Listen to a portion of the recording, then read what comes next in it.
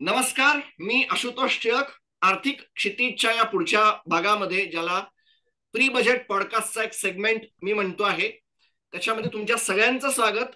आणि आजचे आपले पाहुणे आहेत चंद्रशेखर टिळक सर.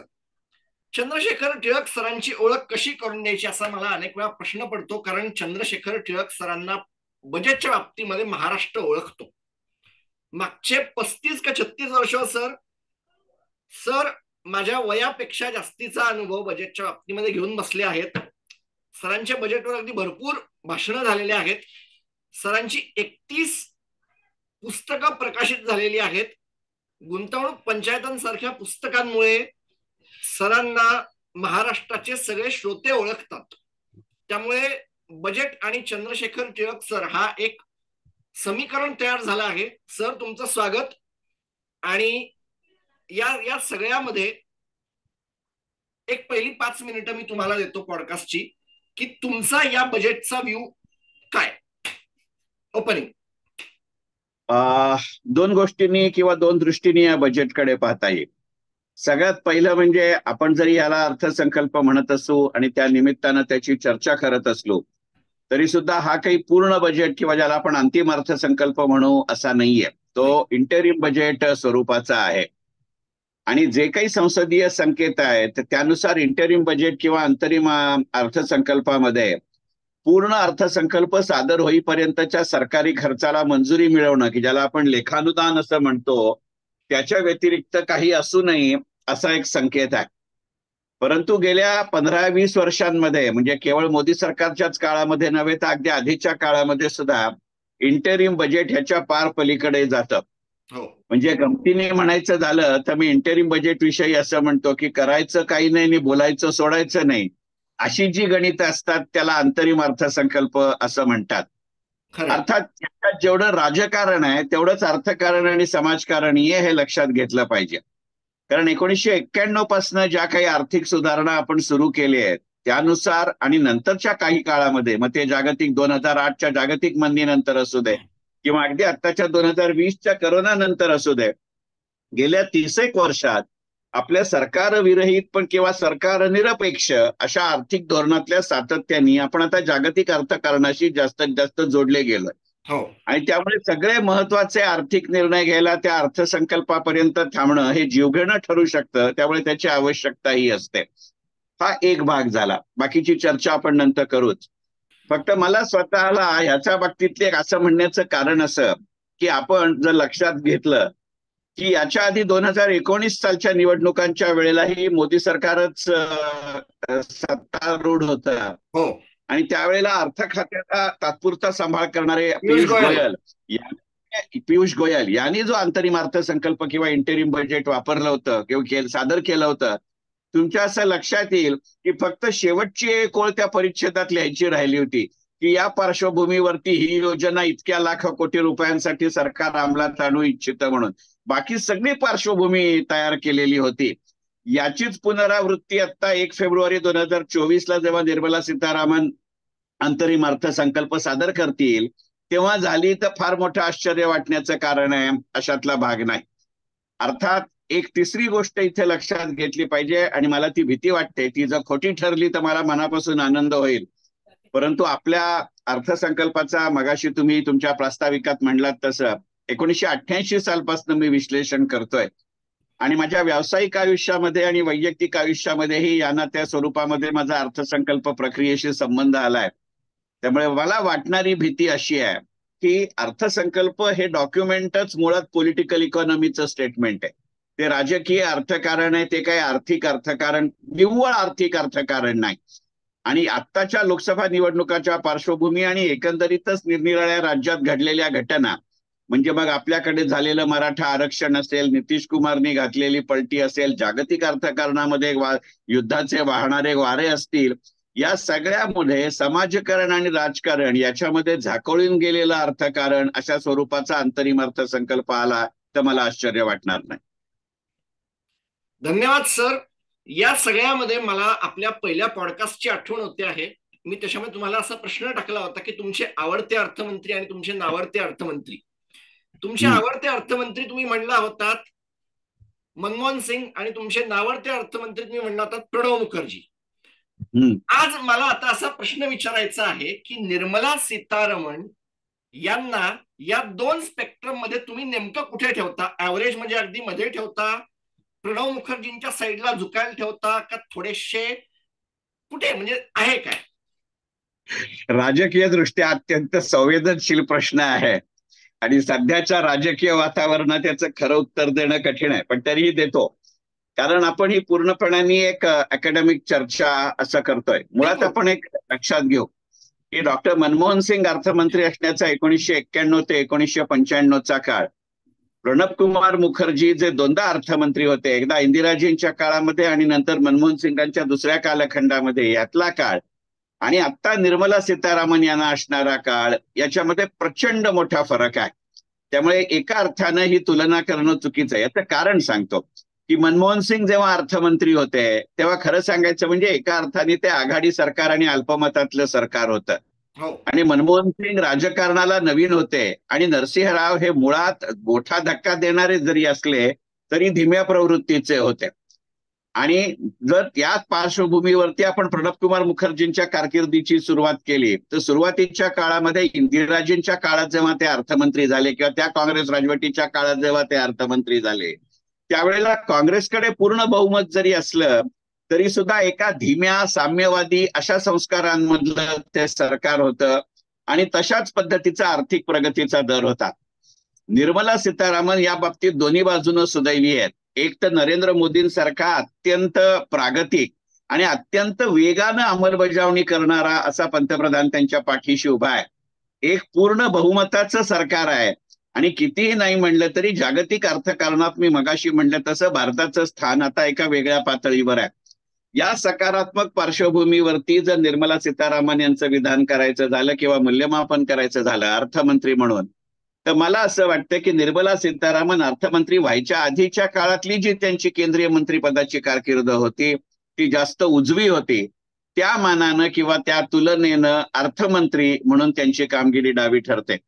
कदाचित असं असू शकतं की आर्थिक विषयाचे निर्णय घेणं, त्याची अंमलबजावणी करणं, याची प्रशासकीय जबाबदारी जरी निर्मला सीतारामनकडे असली तरी आधीच्या दोन पंतप्रधानांच्या तुलनेत म्हणजे राजीव गांधी किंवा नरसिंह राव यांच्या तुलनेमध्ये नरेंद्र मोदी या पंतप्रधानाची व्हिजिबिलिटी, नरेंद्र मोदी या पंतप्रधानाची ऑडिबिलिटी आणि नरेंद्र मोदी या पंतप्रधानाची फिजिबिलिटी ही तिन्ही इतकी मोठी आहे की केवळ निर्मला सीतारामन असं नाही तर अश्विनी वैष्णव, नितीन गडकरी आणि जयशंकर सगळे जो मोजके अपवाद वगळले तर बाकीचे मंत्री झाकोळले जातात. ही मोदींची कार्यशैली आहे.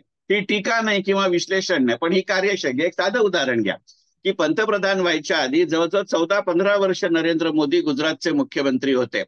त्या काळात आपण जर अमित शहांचा अपवाद वगळला आणि सुरुवातीच्या काळातला वजुभाई वालांचा अपवाद वगळला तर पटकन आपल्याला गुजरातचा मंत्री सांगता येत नाही. असंच गेल्या 10 वर्षाच्या केंद्रीय मंत्रिमंडळाचं वर्णन आहे का याचा विचार करावा लागेल. याचा अर्थ ते मंत्री काम करत नाहीत किंवा कार्यक्षम नाहीत असं नाही, परंतु जो एक व्हिजिबिलिटी फॅक्टर मनमोहन सिंगांना 91 ते 95 मिळाला किंवा जो व्हिजिबिलिटी फॅक्टर प्रणब कुमार मुखर्जींना सुरुवातीच्या काळात मिळाला तेवढा निर्मला सीतारामन यांना बनलेला नाही. पहिली गोष्ट.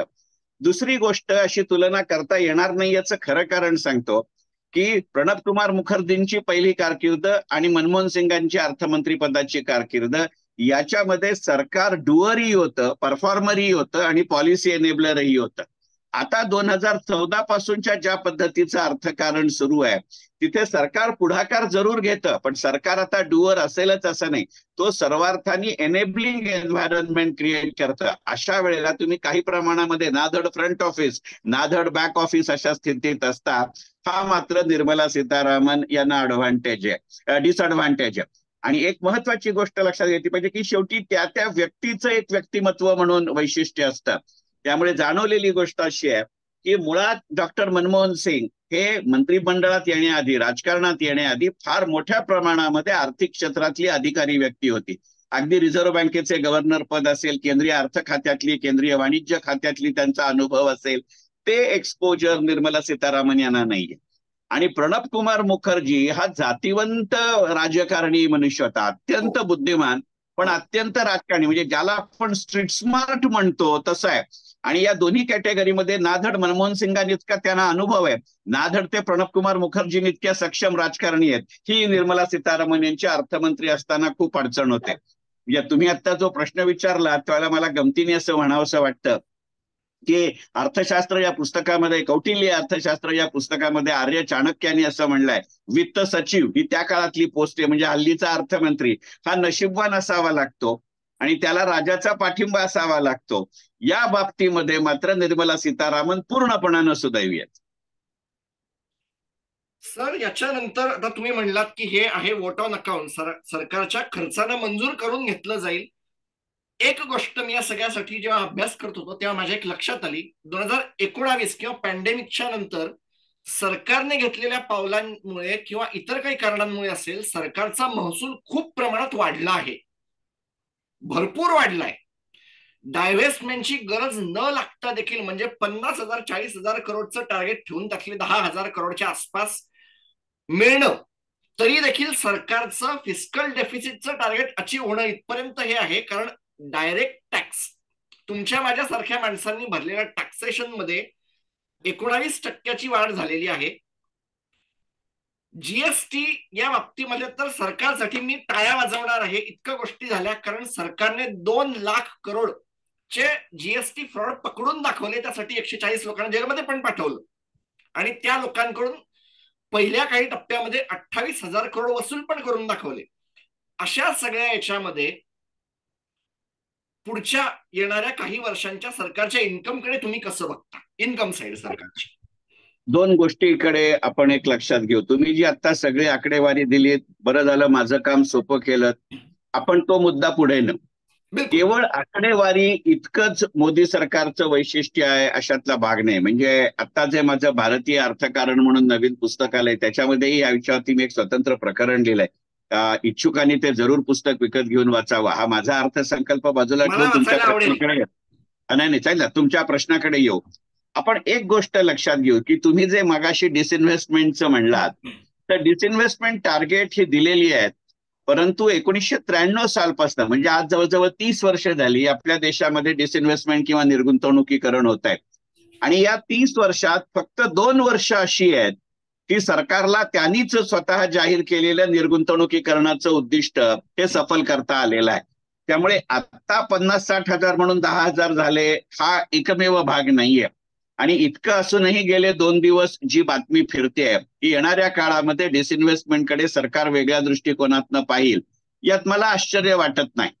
कारण जर मोदींची अगदी ते गुजरातचे मुख्यमंत्री असतानाची ही कारकीर्द पाहिली तर मोदी जास्तीत जास्त प्रमाणात ती सरकारी कंपनी विकण्यापेक्षा सुद्धा तिचा कारभार सुधारता येईल का, आणि त्या योगे सरकारनं जे आधीच भांडवल गुंतवलेलं आहे त्याचा रेव्हेन्यू इन्कम डिव्हिडंडच्या रूपाने मिळेल का याचा विचार करतो. आणि आता तुमच्या असं लक्षात येईल की विशेषतः 2014-15 नंतर आणि त्यातही 2019 नंतर या सरकारी कंपन्यांकडनं सरकारला मिळणाऱ्या लाभांशाचं प्रमाण प्रचंड मोठ्या प्रमाणावरती वाढलेलं आहे. म्हणजे रिझर्व्ह बँकेकडनं विक्रमी डिव्हिडंड घेणं ही दिसायला रिझर्व्ह बँकेची गळचेपी वाटली तरी सुद्धा त्या प्रमाणात त्यांना व्यवसाय मिळवून दिला, असंही त्याचं उदाहरण आहे. दुसरी गोष्ट तुमच्या लक्षात येईल मोदी सरकारच्या बाबतीत की या सरकारी कंपन्यांचं अगदी टप्प्याटप्प्याने, अगदी मोजक्या स्वरूपामध्ये का होईना पण निर्गुंतवणुकीकरण झालंय. माझगाव डॉकचं झालं, हिंदुस्तान एरोनॉटिक्सचं झालं, अगदी BEL सारख्या सरकारी कंपन्यांनी स्प्लिट ऑफ फेस व्हॅल्यू पर्यंत गेलं. या योगे केवळ सरकारचं उत्पन्न वाढलं असं नाही, तुमच्या माझ्यासारखे जे खाजगी नागरिक वैयक्तिकरित्या याच्यामध्ये गुंतवणूकदार म्हणून आहेत त्यांचाही फायदा झालेला आहे. या निमित्तानं शेअर बाजाराकडे बघण्याचा जो दृष्टिकोन आहे तो तुमचा बदलतोय. करोनाच्या काळापासून जे वर्क फ्रॉम होम सुरू झालंय त्यामुळे तुमच्या माझ्यासारख्या सर्वसामान्य भारतीय गुंतवणूकदारांच्या शेअर बाजारातल्या व्यवहाराचं प्रचंड प्रमाण वाढलंय. कारण मी पूर्वी जेव्हा ऑफिसला जात होतो तेव्हा एकदा ऑफिस एन्व्हायरमेंटमध्ये गेल्यानंतर IT सिक्युरिटीच्या नावाखाली मला मार्केट रिलेटेड कोणतीही साईट ऍक्सेस करता येत नव्हती. आता मी घरातनं काम करताना एका मोबाईल नंबरवरनं मी मार्केटला कनेक्ट होतो, एका मोबाईल नंबरवरनं भले हँडसेट तोच असला तरी मी ऑफिसला कनेक्ट होतो.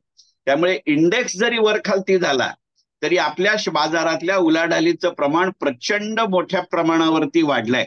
या उलाढालीतनं एकाच वेळेला सरकारला सिक्युरिटीज ट्रान्झॅक्शन टॅक्स मिळतो, जो पूर्णपणाने केंद्र सरकारची मक्तेदारी आहे. सरकारला जीएसटी मिळतो, जो केंद्र आणि राज्य सरकार दोघांनाही मिळतो. आणि तो त्या चालवणाऱ्या स्टॉक एक्सचेंजला टर्नओव्हर अमाऊंट मिळते, लेव्ही मिळते, ज्यामुळे त्या स्टॉक एक्सचेंजचं उत्पन्न वाढतात. बीएसई लिस्टेड कंपनी असताना त्याचे जे भाव वाढतात त्याची ही कारण आहेत.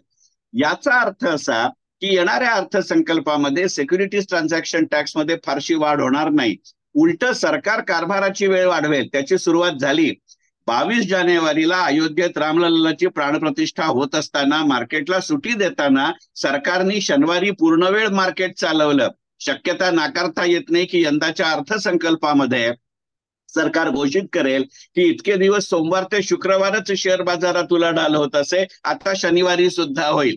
एक गोष्ट लक्षात घेऊ की हे लेखानुदान अंतरिम अर्थसंकल्प असला की ज्याच्यामध्ये धोरणात्मक निवेदन करता येतं, पण असा बाजाराचा दिवस वाढवणं किंवा बाजाराची उलाढालाची वेळ वाढवणं हा धोरणात्मक निर्णय नाही.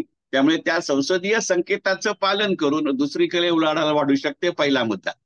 दुसरा मुद्दा, आता या गुंतवणुकीचाच विचार करतोय म्हणून तुमच्या लक्षात आलं असेल की काल आजच्याच वर्तमानपत्रांमध्ये बातमी आहे की 2023 या कॅलेंडर वर्षामध्ये म्युच्युअल फंडनी एनएफओच्या माध्यमातून, न्यू फंड ऑफरच्या माध्यमातून गोळा केलेल्या रकमेचं प्रमाण आपल्या आजपर्यंतच्या इतिहासातलं विक्रमी प्रमाण आहे. त्यामुळे येणाऱ्या काळामध्ये अशा पद्धतीच्या म्युच्युअल फंडच्या एनएफओचं प्रमाण वाढेल का, की ज्या योगे पुन्हा स्टॉक मार्केटमधले व्यवहार वाढतात. कारण एनएफओ मध्ये एकदा तुमची केवायसी झाली, तुमचा अकाउंट डेबिट झाला की तुम्हाला युनिट्स मिळणार हे नक्की असतं. ते 10 रुपयांनी मिळाले आणि त्याचं अगदी 12-13 रुपयांनी जरी लिस्टिंग झालं तरी त्याच्यामध्ये ट्रेडिंग करणारी माणसं आहेत. म्हणजे या एका व्यवहारामध्ये म्युच्युअल फंड आणि शेअर बाजार या दोघांचाही फायदा होत असतो. अशा पद्धतीचे व्यवहार होऊ शकतात. तिसरी गोष्ट, या सरकारचा जो तुम्ही जीएसटीचा उल्लेख केला ते केवळ जीएसटी मध्ये झालंय अशातला भाग नाही. प्रत्यक्ष कर, ज्याला आपण डायरेक्ट टॅक्सेस म्हणतो, त्या डायरेक्ट टॅक्सेसचं कलेक्शन जे 11% वाढलं याची 2 कारणं आहेत. की मुळातच गेल्या वर्षीच्या अर्थसंकल्पामध्ये सरकारनं असं जाहीर केलं की सध्या सुरू असलेलं जे आर्थिक वर्ष आहे तेव्हापासनं बाय डिफॉल्ट आपल्याला न्यू टॅक्स सिस्टम लागणार आहे. आणि ओल्ड टॅक्स सिस्टमचं मला जायचं असेल की ज्याच्यामध्ये मला टॅक्स एक्झम्पशन्स मिळतात, करात सवलती मिळतात, तर ते मला जाहीर करायचं आहे. येणाऱ्या काळामध्ये ज्या पद्धतीनं गेल्या वर्षीच्या अर्थसंकल्पामध्ये नवीन कर प्रणालीमध्ये सुद्धा स्टँडर्ड डिडक्शन किंवा ठराविक वजावट देता आली, तशा पद्धतीचा प्रयत्न किंवा त्याचं लिमिट यंदाच्या अर्थसंकल्पात जर वाढलं तर पुन्हा सरकारचं कराचं उत्पन्न वाढेल. एक चांगली गोष्ट यंदाच्या अर्थसंकल्पामध्ये होऊ शकते, कारण त्याचे संकेत मिळत आहेत, आणि ते म्हणजे मोदी सरकारच्या पहिल्या कालखंडामध्ये आपल्याकडे कर वाढायचा नाही, पण अधिभार किंवा सरचार्ज वाढायचा. अशी तुम्हाला माहिती आहे की तेव्हा अरुण जेटली अर्थमंत्री होते. मी गमतीने म्हणायचो यांचं नाव अरुण जेटली आहे का अधिभार जेटली आहे, इतके सरचार्जेस आपल्या डोक्यावरती होते. पण गेल्या 3 वर्षात अशा पद्धतीने सरचार्ज वाढलेले नाहीत. कदाचित येणाऱ्या अर्थसंकल्पामध्ये हीच परंपरा सुरू राहील. एक चौथी महत्वाची गोष्ट यंदाच्या अर्थसंकल्पात होऊ शकेल की सरकार म्हणलं, अर्थसंकल्प म्हणलं की केवळ करापासूनचं उत्पन्न इतकंच गणित नसतं, त्याच्या व्यतिरिक्तही अनेक गोष्टी होऊ शकतात. आणि मोदी सरकारचं वैशिष्ट्य असं आहे, ह्याला राजकीय रंग देऊ नका, आपण एक निखळ अर्थकारण म्हणून पाहूया. बिलकुल की मोदी सरकारनी जसं पारंपरिक सरकारी उत्पन्नाची साधनं जास्त सक्षम करत गेली, मगाशी तुम्ही म्हणलात तसं की साधन तेच राहिलं, कराचा दर तेच राहिला, पण त्याच्या वसुलीचे स्वरूप बदललं. त्याच्यामध्ये गुन्हा करणाऱ्यांना, घोटाळा करणाऱ्यांना, गडबड करणाऱ्यांना वेळच्या वेळी चाप बसेल, यातनं जो जाणारा संकेत आहे. आणि म्हणून मी गमतीने तुम्हाला माहिती, माझ्या अनेक भाषणामध्ये म्हणतो की हल्ली मी किती व्यवहार करतो हे मला किंवा माझ्या घरातल्यांना माहिती नसतं, पण सरकारला मात्र बरोबर माहिती असतं. ह्याच्यामध्ये जशी तुम्ही व्यवस्था सक्षम करताय तसा त्याचा बेसही वाढवत जात आहे. जीएसटीच्या माध्यमातून, सिक्युरिटीज ट्रान्झॅक्शन टॅक्सच्या माध्यमातून, हे कर असे आहेत की ते तुमच्या उत्पन्नावर अवलंबून नाहीयेत, ते तुमच्या व्यवहारांवरती अवलंबून आहेत. आणि व्यवहार तुमच्या उत्पन्नापेक्षा निरपेक्ष असतात. यातनं सरकार असं म्हणतंय की तुमचं उत्पन्न हा एकमेव माझ्या उत्पन्नाचं साधन नाही, तुमचं उत्पन्न हे माझ्या व्यवहाराचं साधन आहे, तुमचा खर्च हे माझ्या उत्पन्नाचं साधन आहे, आणि तुमच्या या बाबतीतला कोणताही व्यवहार हे माझ्या उत्पन्नाचा आहे. ही जी बास्केट वाढतीये, म्हणजे जसं यशवंत सिन्हा अर्थमंत्री असताना पहा आपण प्रिझम्प्टिव्ह टॅक्सेशन सुरू केलं, मग कधी आपण त्याला तुमचा 1/3 आवडता म्हणला लिहिलं. होता तुम्ही, तुमची आवडती गोष्ट म्हणला होता. करेक्ट, की ते 1/3 म्हणलं, 1/4 म्हणलं, 1/6 म्हटलं. तसा कोणताही उल्लेख न करता त्याचं बास्केट वाढवण्याचं प्रमाण यंदाच्या अर्थसंकल्पामध्ये झालं तर मला आश्चर्य वाटणार. बिलकुल. आणि सर तुम्ही हात लावला, फार उत्तम केलं. New tax regime, old tax regime. माझ्या मुकेश चोथानी सरांबरोबर झालेल्या पॉडकास्टमध्ये त्यांनी एक गोष्ट हायलाइट केली की सरकारला न्यू टॅक्स रिजिम पाहिजे आहे. Very good. मग आम्ही आमचे एज्युकेशनवर झालेला खर्च घटवायचा का, त्याच्याकडे दुर्लक्ष करायचं का, हेल्थ इन्शुरन्सचा काय खर्चाकडे दुर्लक्ष करायचं का, इन्शुरन्स 5 लाखाचं प्रीमियम भरणाऱ्या लोकांना त्याच्यावरची टॅक्सची सूट घटवून टाकली गेली, याचं काय? कारण काही गुंतवणूकदार म्हणा किंवा टॅक्स पेअर म्हणा याच्याविषयी थोडेसे उदास नाही म्हणता येत, त्याला काय योग्य शब्द वापरा मला नाही लक्षात येत, पण त्यांना ते आवडलेलं नाहीये की हे आमच्याकडून काढून घेणं, हे बऱ्याच जणांना नाही आवडलेलं. याच्याविषयी काय? आणि एनपीएस हे न्यू टॅक्स रिजिमला जोडण्याचा एक जो विचार चालू झालेला आहे, तुम्ही एनपीएसला एक फार तुमची आवडती गोष्ट म्हणली होती, तुम्ही एनपीएसचा पार्ट पण होतात म्हणून पण हे हायलाइट करतोय. काय म्हणजे हे new tax regime, old tax regime? दोन गोष्टी. आपण एक गोष्ट लक्षात घेऊ की शेवटी मी एक करदाता म्हणून, एक नागरिक म्हणून, ज्याचा रिटायर झालो असतो तरी नागरिक आहे, करदाता आहे, इन्कम टॅक्स रिटर्न भरतोय, तेव्हा साहजिक मी न्यू टॅक्स सिस्टम वरती नाराज आहे. अगदी उघड आहे. त्याचं कारण असं आहे की माझं ज्या पद्धतीने अपब्रिंगिंग झालं, मी ज्या पद्धतीने लहानाचा मोठा झालो, नोकरदार म्हणून, व्यक्ती म्हणून, तर आपला कराकडे बघण्याचा, आपला गुंतवणुकीकडे बघण्याचा दृष्टिकोनच वेगळा होता. म्हणजे ह्याची फार मोठा इतिहास आहे. थोडक्यात सांगतो. पुन्हा याच्यावरचे 2 लेख माझ्या भारतीय अर्थकारणमध्ये आहेत, त्यामुळे ते सविस्तर वाचताना भारतीय अर्थकारण आणि मोदी अर्थकारण ही जर माझी 2 पुस्तकं वाचलीत तर त्याचा जरूर फायदा होईल. कोणालाही हवा असला तर मला संपर्क करा, मी पोस्टाने पाठवीन, तो विषय नाही. गमतीचा मुद्दा सोडून ही गंमत नाही, ही गोष्ट खरी आहे. तुमच्या असं लक्षात येईल की 1947 साली जेव्हा आपला देश स्वतंत्र झाला त्यावेळेला आपल्या देशामध्ये बचत आणि गुंतवणूक या दोन्हीचं प्रमाण प्रचंड मोठ्या प्रमाणावरती कमी होतं आणि त्याला या ना त्या स्वरूपामध्ये चालना देण्यावाचून गत्यंतर नव्हतं. आणि त्यामुळे त्यावेळेचे जे पहिले आपले 3 अर्थमंत्री आहेत, म्हणजे अगदी सुरुवातीला असलेले टी कृष्णमाचारी असतील किंवा जॉन मथाई असतील किंवा सी.डी. देशमुख असतील, या सगळ्या मंडळींनी असं काम केलं की त्यांनी तुमच्या बचतीला चालना मिळावी म्हणून त्याची कराच्या सवलतींशी सांगड घेतली की तू LIC घे. कारण सी.डी. देशमुखांनीच पुढे LICचं राष्ट्रीयकरण केलं, इन्शुरन्स विम्याचं, हे लक्षात घेऊ आपण. तुम्ही LIC पॉलिसी घ्या, त्याच्यावरती टॅक्स एक्झम्पशन घेतो. तुम्ही पोस्टात पैसे ठेवा, त्याच्यावरती टॅक्स एक्झम्पशन देतो. त्यामुळे आपण आयुर्विम्यासारख्या गोष्टीकडे विमा म्हणून न बघता करात सवलत देणारं साधन म्हणून बघितलं, ही वस्तुस्थिती आहे. यातनं झालं असं की त्या LIC कडे, त्या सरकारकडे, त्या EPFO कडे, प्रॉव्हिडंट फंडात तू जास्त रक्कम घालू शकतोस, पब्लिक प्रॉव्हिडंट फंडात तू वेगळी रक्कम ठेवू शकतोस, याच्यात त्याच्यावर मिळणाऱ्या व्याजदराबरोबरीने त्याच्यात असणारी कर सवलत, कारण ती त्या वर्षात मला मिळत होती आणि ती माझ्या हातात दिसत होती. इतर कोणतीही साधनं मला तशी दिसत नव्हती. या मनोवृत्तीतनं मी गुंतवणुकीकडे पाहायला लागलो. यातनं झालं असं की ती माझ्याकरता जरी ऍसेट असली तरी शेवटी सरकार करता, त्या संस्थेकरता ती लायबिलिटी आहे. कारण माझी मॅच्युरिटी नंतर मला ते पैसे परत द्यायचे होते. त्यामुळे it was a matter of a deferred payment as फार ॲज गव्हर्नमेंट वॉज कन्सर्न. यातनं वेगवेगळे प्रयोग आपण करून पाहिले. बघा, नॅशनल सेव्हिंग सर्टिफिकेट अगदी 80च्या दशकात सुरू झाली, टू बी प्रिसाइज 1984 साली, 1986 साली. की इंदिरा विकास पत्र असतील, किसान विकास पत्र असतील, त्याच्यानंतरच्या काहीच्या काळात झालेत. या प्रत्येकाच्या बाबतीत ज्या वेळेला व्याजदर वाढवता आले नाहीत त्यावेळेला सरकारला तर आपली लायबिलिटी पूर्ण करायची होती, पण ती वेळेवर केली असं दाखवायचं होतं, तेवढी लिक्विडिटी नव्हती. तेव्हा आपण त्या प्रत्येकाचा मॅच्युरिटी पिरियड वाढवत गेलो. म्हणजे सुरुवातीला जारी करताना NSC किंवा नॅशनल सेव्हिंग सर्टिफिकेट 5.5 वर्षामध्ये डबल होत होते, आज ते 8.25 साडेआठ वर्षात डबल मॅच्युअर्ड होत आहेत. याचा अर्थ मी 1/3 प्रमाणामध्ये त्याचा व्याजदर कमी केला होता. त्यामुळे सरकारला कधी ना कधीतरी हा निर्णय घेणं क्रमप्राप्त होतं की गुंतवणूक असते, विमा असतो, आयुर्विमा असतो. या सगळ्याचं एकत्रीकरण म्हणजे नवीन कर प्रणाली आहे. मला स्वतःला असं वाटतं की शिक्षणावरचा खर्च, आरोग्यावरचा खर्च, मेडिक्लेमवरचा खर्च, ही जी गणित आहेत ही गणित आणि करात सवलत याच्यामध्ये सांगड घालण्याची आवश्यकता नाही. आणि याचं दुसरं कारण ते आत्ताच का केलं असेल असं मला वाटतं. याचं खरं कारण असं की जसं माझ्या अर्थानुभूती या पुस्तकामध्ये मी म्हणलं आणि आता मगाशी उल्लेख केला त्या भारतीय अर्थकारणामध्ये याच्यावरचे 2 लेख आहेत. मी जसं म्हणलंय तसं की मुळात एक गोष्ट आपण लक्षात घेऊ की भारतीय अर्थकारणाचं स्वरूप 2 पद्धतीनं बदललंय.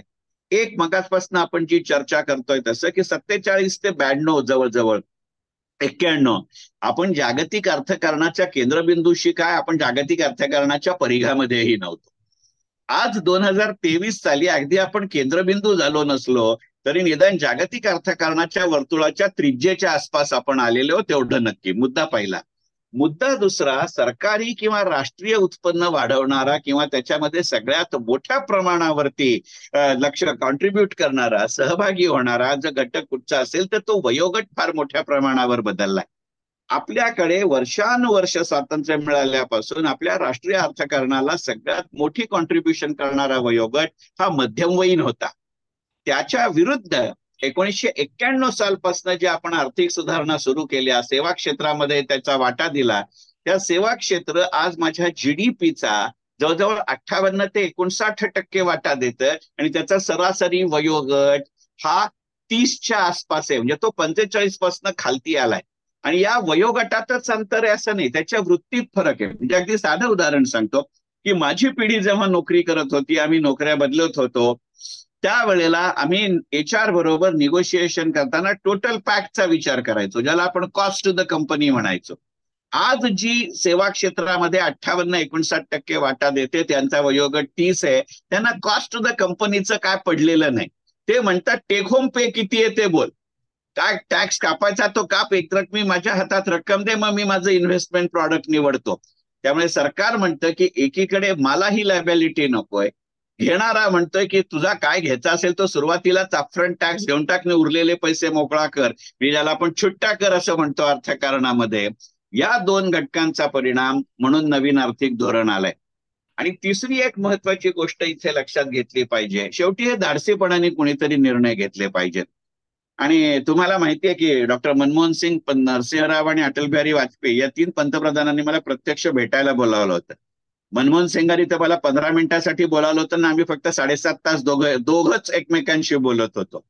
ते बोलावलं होतं त्याचं एक कारण होतं की माझ्या अर्थानुभूती पुस्तकामध्ये मी असं म्हणलंय की राजकीय प्रचंड इच्छाशक्ती आणि हुकमत असलेला पंतप्रधान आणि आर्थिक दृष्ट्या स्पष्ट असलेला अर्थमंत्री असं कॉम्बिनेशन एकत्र येतं त्यावेळेला आपल्या देशाच्या अर्थकारणानं कात टाकली आणि आपण अर्थकारणाच्या वरच्या पातळीवरती जातोय. एकंदरीत निर्मला सीतारामन हा त्याचा दृश्य चेहरा असला तरी त्या आर्थिक निर्णयांमध्ये कोण कोण सहभागी असतात याची आपल्याला कल्पना आहे.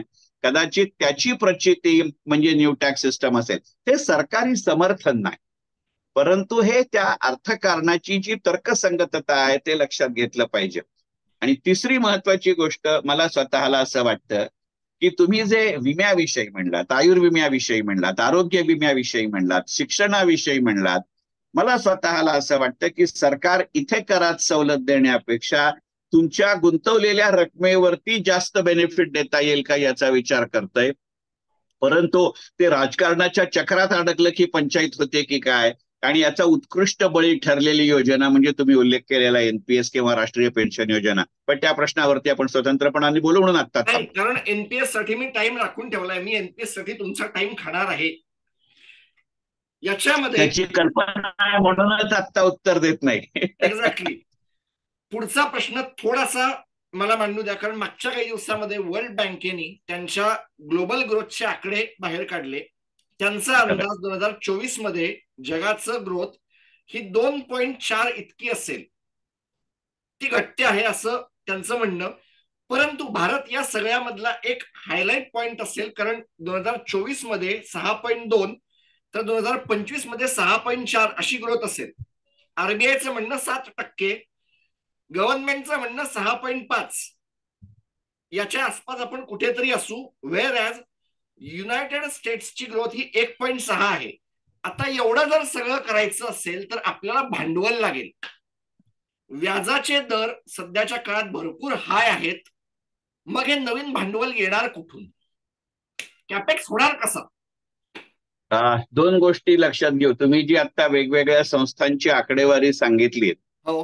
ही वेगवेगळ्या संस्थांची आकडेवारी कशी जाहीर होते, कशी कॅल्क्युलेट होते, ते केव्हा जाहीर होते, यातलं राजकारण हा कदाचित एका स्वतंत्र पॉडकास्टचा विषय होईल. हो. परंतु मान्य. केवळ IMF म्हणते, केवळ वर्ल्ड बँक म्हणते, केवळ डाव्होस मध्ये चर्चा झाली असं नाही. अगदी आता अलीकडे युरोपामधल्या 2 देशांनी असं म्हणलंय की Bharat is not only a story of the year, it is a story of the decade or the story of the century. याची कारणं 2 आहेत. आपण जर आपल्या देशाच्या अर्थकारणाचा विचार केला तर तुमच्या असं लक्षात येईल की 2008ची जागतिक मंदी असू दे किंवा 2020चा करोना असू दे, आपलं नुकसान झालं नाही असल्या भ्रामक कल्पनेत मी नाही. पण जगातल्या इतर अनेक देशांच्या तुलनेमध्ये त्यातल्या त्यात आपण बरे होतो. म्हणजे अगदी घाणेरडे मराठीतली घाणेरडी म्हण वापरायची झाली तर आपल्या जुन्या मराठीत एक म्हण होती की गावंढ्या गावात गाढवी सवाशे. तशी कदाचित आपली स्थिती असेल, मी नाकारत नाही, परंतु ती होती.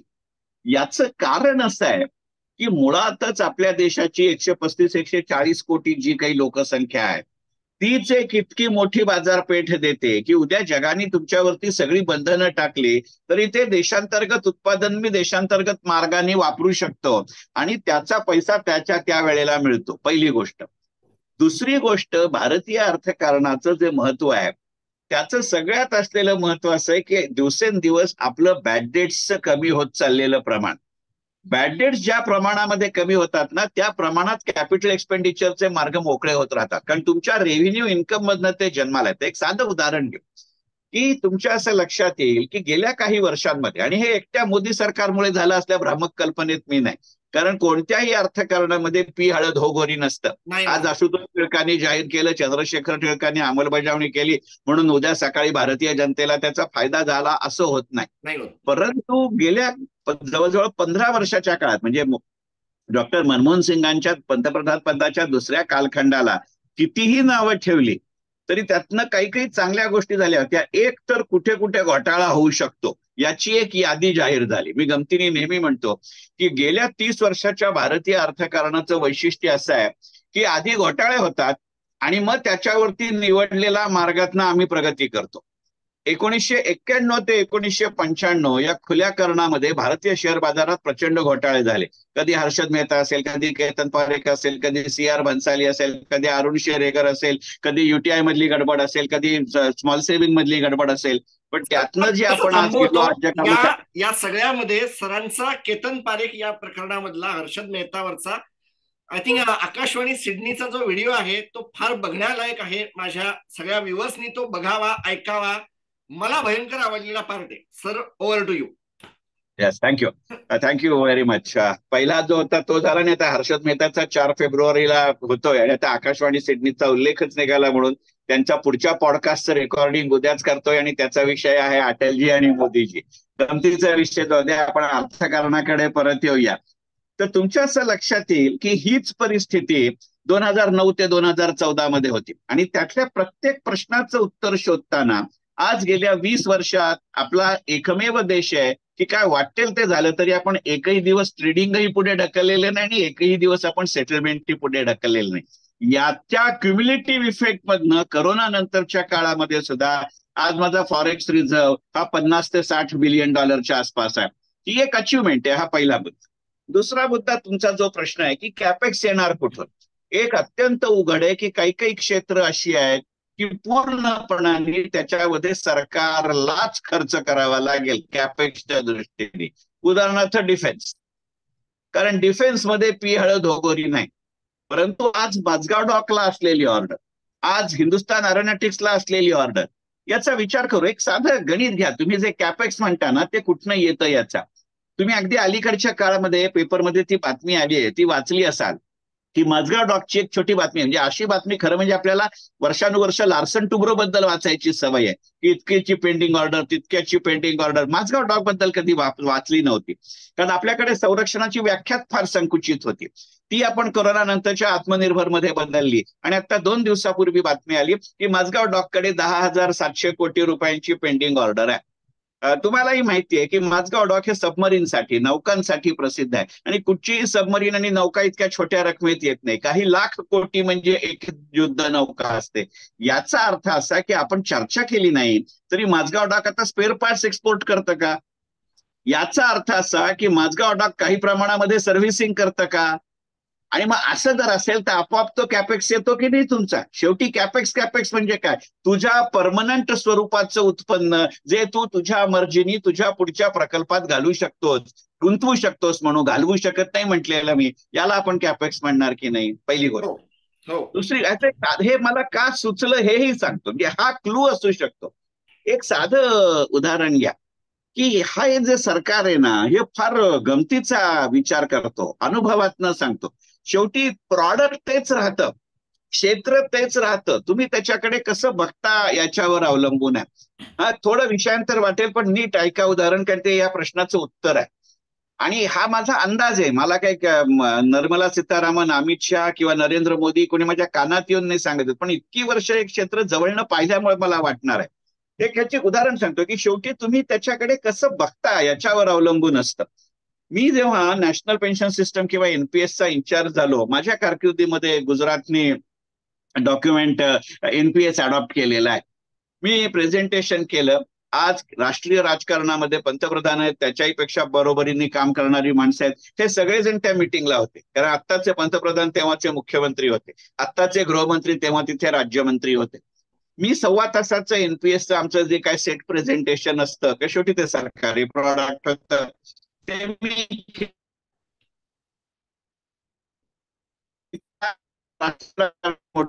मंत्र्यांनी तेव्हा तिथे राज्यमंत्री होते, त्यांनी मला एकच प्रश्न विचारला होता की शेखर हे प्रॉडक्ट माहितीये, मला माहितीये ह्या प्रश्नाचं उत्तर तुम्ही देऊ शकणार नाही, पण 1 मिनिटमध्ये लिहा म्हणले की गुजरात मधनं जेवढी रक्कम जमा होते, कारण तुम्हाला माहितीये की एनपीएस मध्ये 80% आसपास गव्हर्नमेंट सिक्युरिटीमध्ये जातात, 10-12% आसपास कॉर्पोरेट बॉन्डमध्ये जातात आणि उरलेले 7-8% इक्विटीमध्ये जातात. ते म्हणले हे पर्सेंटेज नका बदलू, मी तुम्हाला बदला नाही म्हणत आहे, पण मला एक शब्द द्या म्हणले की गुजरात मधनं जितका पैसा जमा होतो त्याचा जो काही पैसा गव्हर्नमेंट सिक्युरिटीमध्ये तुमच्या फॉर्म्युल्यातनं जाणार असेल, तो सगळ्याच्या सगळा पैसा फक्त गुजरात गव्हर्नमेंटच्या जीसेक मध्ये गेला पाहिजे. तुम्ही प्रॉडक्टशी खेळताय का? नाही. आता ते होऊ शकलं नाही ही गोष्ट वेगळी. मला काय सांगायचंय की असलेल्या प्रॉडक्ट मध्ये आपण कोणत्या दृष्टीतनं पाहतो, हे कसं घडलंय हे आंतरराष्ट्रीय अर्थकारणात आपण करून दाखवलं. आणि त्यातनं तो मी मगाशी म्हणला तो फॉरेक्सचा झाला. आपल्या बाप जन्मात कधी लक्षात आलं तर का की इस्रो मधनं आपण पैसे मिळवू शकू?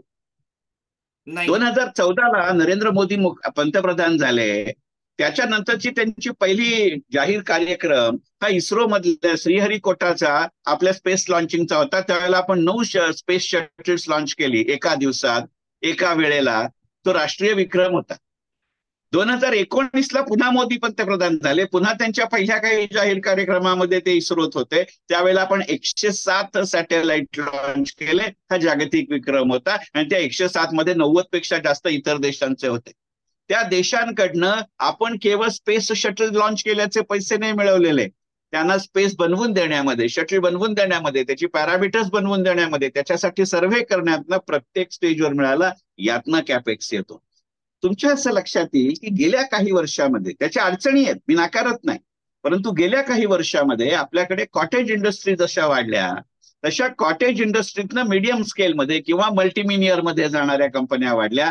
ते त्यांच्या प्रॉडक्ट प्रॉफिटेबिलिटी मधनं पैसे देतात. आणि दुसरी महत्वाची गोष्ट म्हणजे आपल्याकडची पेमेंट सिस्टम आपण सुधारली, यातनं बॅड डेट्स आणि लॉंगेबिलिटी किंवा ओव्हरड्राफ्टचं प्रमाण कमी झालं. म्हणजे जो पैसा व्याजावर खर्च व्हायचा त्याच्या ऐवजी तो आता गुंतवणुकीकडे वळतो, कर्जाच्या व्याजावरचं मी म्हणतो. कसं ते बघा, एक साधं उदाहरण घेऊ की आपल्या देशामध्ये आज मितीला रिक्षाच्या किंवा शेअर रिक्षाच्या 10 रुपया 20 रुपयापासून अगदी 2 लाख रुपयापर्यंतची आपण जी पेमेंट्स करतोय, ती माझ्या बँक अकाउंटमध्ये जमा होत आहे. यातनं जी माझी क्रेडिबिलिटी वाढतीये, त्यामुळे मला लो रेट ऑफ इंटरेस्ट मधनं किंवा कमी व्याज दरानं मला कर्ज मिळतंय, यातनं माझा कॅपेक्स येतोय. आणि तिसरी आणि चौथी महत्वाची गोष्ट एक लक्षात घ्या की आपला जो शेअर बाजार वाढतोय त्याचा निर्देशांक वाढतोय. मान्य आहे मला गेल्या काही दिवसांमध्ये त्याच्यामध्ये वादळी बदल होत आहेत, पण केवळ ती एफपीआय म्हणून किंवा फॉरिन पोर्टफोलिओ इन्व्हेस्टमेंट म्हणून येत नाही. किंवा केवळ ती FII म्हणच्या खरेदी विक्रीतनं येते अशातला भाग नाहीये. ती FDI म्हणून पण येते, ती कोटामधून पण येते आणि ती वेगवेगळ्या क्षेत्रात येते. मगाशी जो तुम्ही शिक्षणाचा उल्लेख केलात, हा बघा, हा कॅपेक्सच आहे ना. की आज पूर्वी अगदी आजपर्यंत आपल्या देशातनं उठून मुलं परदेशात जात होते. आता फॉरेन युनिव्हर्सिटीज भारतातल्या युनिव्हर्सिटीजशी, ऑटोनॉमस युनिव्हर्सिटीजशी टायअप करू करतात. शकतो. म्हणजे समथिंग माझ्या ऑस्ट्रेलियातल्या कार्यक्रमात म्हणलं तर की आज आम्ही विद्यार्थी पाठवतोय, उद्या तुम्हाला तुमची विद्यापीठं माझ्याकडे पाठवावी लागतील. हे वाक्याने तिथे धमाल उडवली आहे, परंतु ही वस्तुस्थिती आहे. अशा परिस्थितीमध्ये कॅपेक्स मिळतो. आणि एक गोष्ट लक्षात घ्या की शेवटी कितीही नाही म्हणलं, मग ते खुलं राजकारण अर्थकारण असू दे, बंदिस्त अर्थकारण असू दे, शेवटी परदेशी गुंतवणुकीला पर्याय नसतो. हो स्वदेशीचा अर्थ म्हणजे परदेशी गुंतवणुकीला विरोध नसतो. हो स्वदेशी याचा अर्थ माझ्या टर्म्सवर मी म्हणेन त्या क्षेत्रावर आली पाहिजे आणि तशा दृष्टिकोनात येते. आणि अजून एक छोटा पैलू की जो यंदाच्या अर्थसंकल्पामध्ये दिसेल आपल्याला, कारण तो गेले काही अनेक अर्थसंकल्प दिसतात. जेव्हा तुमच्याकडे गुंतवणूक वाढते, मग ती स्वदेशी असेल किंवा विदेशी असेल, तुमच्या आर्थिक धोरणामध्ये सातत्य लागतं. आले देवाजीच्या मना असं जर मी निर्णय बदलायला लागलो तर कुणी येत नाही. लोकशाहीचे जसे अनेक तोटे असतात अर्थकारणाच्या दृष्टीने, जसं हा लोकशाहीचा फायदा आहे. आणि जसं माझ्या 2 युट्यूब चॅनलवरती मी म्हटलंय तसं की 1947 ते 1990 याच्यातही माझं आर्थिक धोरणात सातत्य होतं आणि 1991 ते 2023 याच्यामध्येही माझं सातत्य आहे. वेगळ्या पद्धतीचं आहे, पण सातत्य म्हणजे ज्याला म्हणतो ना की भले तुम्ही त्याला मॅडनेस म्हणा, परंतु there is a method in madness. आणि मग मेथड इन मॅडनेस असेल तर ती गुंतवणूक करताय. हो. आणि सर तुम्ही NPSच्या बाबतीत बोलला होतात. आता मला पुढच्या प्रश्नाचं उत्तर अगदी अगदी कम्प्लीट डिटेलमध्ये पाहिजे आहे. प्रश्न असा आहे की NPSच्या बाबतीमध्ये एक जी टीका होते की NPS मध्ये मिळणारी जी पेन्शन असते ती फिक्स नसते. OPS मध्ये फिक्स पेन्शन मिळायची, माझ्या वारसांना पण मिळायची आणि या इतर सगळ्या गोष्टी होत्या. त्यामुळे काही राज्यांनी NPS सोडून OPS कडे परत आले. याच्यावर तोडगा म्हणून केंद्र सरकारने एक कमिटी स्थापन केली, जी आंध्र प्रदेश मॉडेल किंवा एक जे आहे 30% किंवा एक 40% फिक्स पेन्शन तुमच्या आजच्या सॅलरीचं, असं बजेटमध्ये त्याच्याविषयी काही हिंट येऊ शकतात असा एक अंदाज आहे. याच्याविषयी काय, कारण NPSचा ऍसेट अंडर मॅनेजमेंट हा आता आय थिंक 11 लाख का 12 लाखाच्या पेक्षा पुढे गेलाय. आपल्या देशाचा शेअर बाजार हा काय एवढा बाळ आता उरलेला नाहीये, लहान बाळ. 50 लाख करोड असा एक मोठा आकडा आपण खिशात घेऊन बसलो आहे. आपल्याकडे 40,000 करोड चे ऍसेट अंडर मॅनेजमेंट घेऊन बसलेल्या स्कीम पण आहेत, SBI ब्लू चिप नावाची, की ज्या त्यांच्या श्वासावर बाजार चालवतात असं म्हणलं तरी काय तुम्ही म्हणाल हो शक्य आहे. असं सगळं असताना NPS ही त्या 40% एक पार्ट पेन्शन ही तुम्हाला अश्युअर असेल, गॅरंटीड असेल, बाकीची मग ते व्हेरिएबल असेल, याच्याकडे कसं बघता किंवा काय NPS कडे बजेटमध्ये काय देऊ शकते? 2 गोष्टी लक्षात घेऊ की आता NPS ची 1 फेब्रुवारीच्या अर्थसंकल्पाकडनं मी फारशी अपेक्षा ठेवत नाही, कारण हे जे निर्णय आहेत ते म्हटले तर धोरणात्मक आहेत, म्हटले तर धोरणात्मक नाही, परंतु याच्या हिंट्स पुष्कळ येऊ शकतात. कारण आत्ताचा जो NPS बद्दलचा वाद आहे त्याच्यात अर्थकारणापेक्षा सुद्धा राजकारणाचा भाग जास्त आहे. म्हणजे मगाशी जे अगदी सुरुवातीच्या तुमच्या प्रश्नाचं उत्तर देताना मी म्हणलं की अर्थकारणापेक्षा सुद्धा समाजकारण आणि राजकारण यांनी झाकळून गेलेला अर्थसंकल्प असेल, त्याच्यात NPS हेही एक कारण होतं. एक साधं गणित आपण लक्षात घेऊया की तुम्ही आता बोलताना असं म्हणलात की देशातली 6 राज्य ही NPS मधनं बाहेर येऊ इच्छितात. एक गोष्ट लक्षात घेऊ की ही चर्चा आहे, कृती झालेली नाहीये अजून. महाराष्ट्रामध्ये सुद्धा जे आहे ते आम्ही कर्मचाऱ्यांना त्यांना चॉईस देऊ, संधी देऊ की NPS मध्ये यायचं की नाही, असं आहे. ते NPS मधनं बाहेर गेलेले नाहीत, पहिली गोष्ट.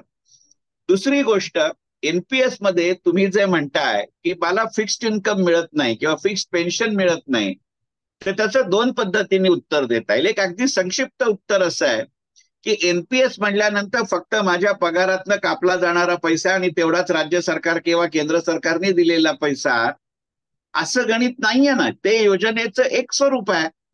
NPS ची जी छत्री आहे, मोठी अम्ब्रेला आहे, त्याच्यामध्ये अटल पेन्शन योजना नावाची स्कीम आहे.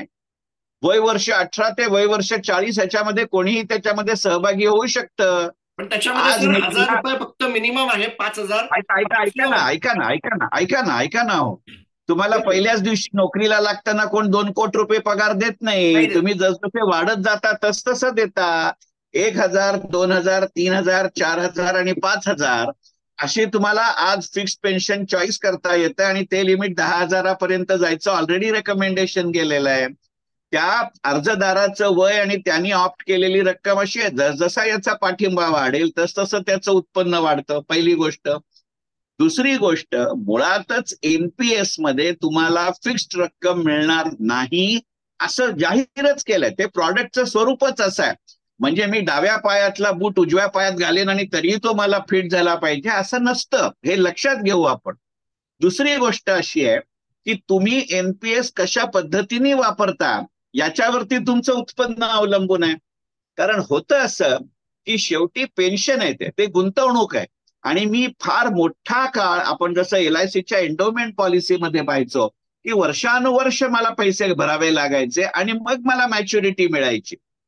तर याच्याकरता सरकारनं 2 पद्धतीने प्रयोग करून पाहिले आहेत. आणि ज्या राज्यांची लिक्विडिटी चांगली आहे त्या राज्यांमधल्या लोकांना पगार मिळालाय, याच्यात जास्त चांगलं पेन्शन मिळालंय, ह्या माझ्यावरती विश्वास ठेवा. कारण मी एनपीएसचा चार्ज घेतला तेव्हा आपल्या देशातल्या एकाही राज्यानं एनपीएस स्वीकारलेलं नव्हतं. आणि 31 मे 2020 वयाची 60 वर्ष पूर्ण झाली म्हणून मी रिटायर झालो. त्यावेळेला अगदी त्यावेळेला शेवटी नव्यानं निर्माण झालेल्या लेह या केंद्रशासित प्रदेशाची सुद्धा मी फाईल अपलोड केल्यानंतर रिटायर झालो. तर शेवटी एनपीएस मध्ये 2 पद्धतीनं विचार करता येतो. आणि त्यातनं म्हणजे जसं आता मला ओल्ड पेन्शन स्कीम मध्ये जॉईन होतानाच माहिती असतं मी वयाच्या इतक्या वर्षी जॉईन झालोय, इतक्या वर्षी मी रिटायर होईल, मला अगदी कोणतंही प्रमोशन वेळेवर मिळालं नाही तरी माझी शेवटची ड्रॉन सॅलरी ही असेल आणि त्या लास्ट ड्रॉन सॅलरीच्या बेसिक आणि अलावन्सेसच्या इतक्या विशिष्ट पर्सेंटेज मला पेन्शन मिळेल. अशी गॅरंटी देता येत नाही. परंतु जर तुमच्या पगारातनं वेळच्या वेळी पैसे कापले गेलेले असतील तर तुमच्या पगारातनं कापलेले पैसे आणि केंद्र किंवा राज्य सरकार ज्यांचे तुम्ही कर्मचारी आहात त्यांची कॉन्ट्रीब्युशन जर एनपीएस मध्ये वेळच्या वेळी जमा झाली असेल तर टॅक्स नंतर जवळजवळ 11.5% रिटर्न एनपीएस न गेल्या वर्षी सुद्धा दिलेला. मुद्दा पहिला. मुद्दा दुसरा, एनपीएस मध्ये तुम्हाला अनेक पद्धतीनं कन्सेशन मिळू शकतं. एकीकडे तुम्ही सेक्युरिटी सेक्युरिटी सेक्युरिटी म्हणून तुम्ही बहुतांश रक्कम गव्हर्नमेंट सेक्युरिटीमध्ये गुंतवायला जाताय. आता गव्हर्नमेंट सेक्युरिटीचे व्याजदर कधी ना कधीतरी कमीच येणार आहेत. मग काळाच्या ओघामध्ये जर जास्तीत जास्त रक्कम तिथे गुंतली असेल तर तसं नाहीये. आणि म्हणून त्या योजनेमध्ये स्वरूप आहे की तुम्ही ते राज्य सरकार म्हणून ते केंद्र सरकार म्हणून तुम्ही रक्कम ठरवू शकता की किती जीसेक मध्ये जायचे, किती कॉर्पोरेट बॉन्ड मध्ये जायचे, किती गव्हर्नमेंट इक्विटी मध्ये जायचे. बरं, हे प्रमाण तुम्हाला बदलण्याची ही मुभा आहे. मी करणार तर काही नाही, मला व्याज जास्त पाहिजे किंवा पेन्शन जास्त पाहिजे ही मुळात एनपीएस ची संकल्पना नाहीये. कारण या संकल्पनेचं ओझं आता झालेली परिस्थिती अशी आहे, आपण ही मान्य करूया, आपल्याला त्याची सवय झाली. म्हणजे मी मगाशी जसं old tax system new tax system म्हणलं, एक्झॅक्टली तशीच रचना तशीच तुलना ओल्ड पेन्शन आणि न्यू पेन्शन मध्ये करावी लागते. शेवटी मला एक रक्कम मिळायची सवय झाल्यानंतर आपण सगळे सवयीचे गुलाम असतो.